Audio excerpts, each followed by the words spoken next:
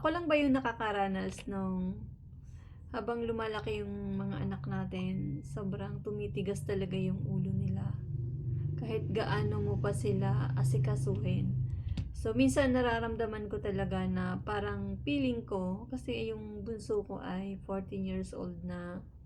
So, minsan naisip ko, madalas ang mga nanay talaga ay nagbubunga nga lalo na kapag hindi sinusunod yung kanilang utos. So, madalas na papansin ko sa aking anak ay feeling ko ang tingin niya sa akin ay katulong or hindi man katulong pero feeling ko ang tingin nila sa akin ay obligasyon ko na pagsilbihan sila kahit sila'y malalaki na.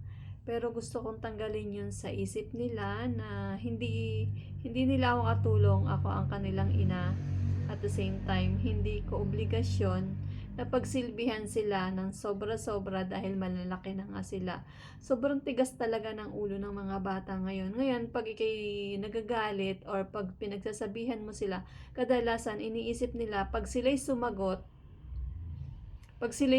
galit ka. Pag hindi sila sumagot, galit ka rin. Hindi man lang nila naisip na kapag sumagot sila, kaya ka mas lalong nagagalit kasi bastos pa rin yung pagsagot nila sa'yo.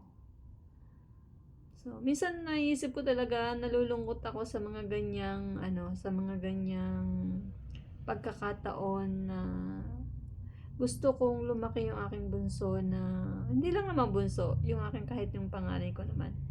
Pero iba talaga yung magkaiba talaga sila ng ugali. Wala akong paborito sa kanila, to be honest.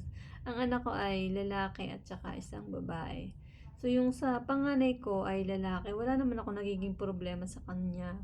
So yun nga lang din, medyo may katamaran lang din sa bahay, pero minsan accepted kasi nga lalaki siya. So itong bunso ko kasi babae. Kasi yung edad niya na gano'n, na 14 years old, sa ganong edad ko talaga, palagi ang nasa isip ko noon kung paano ako makatulong sa aking magulang.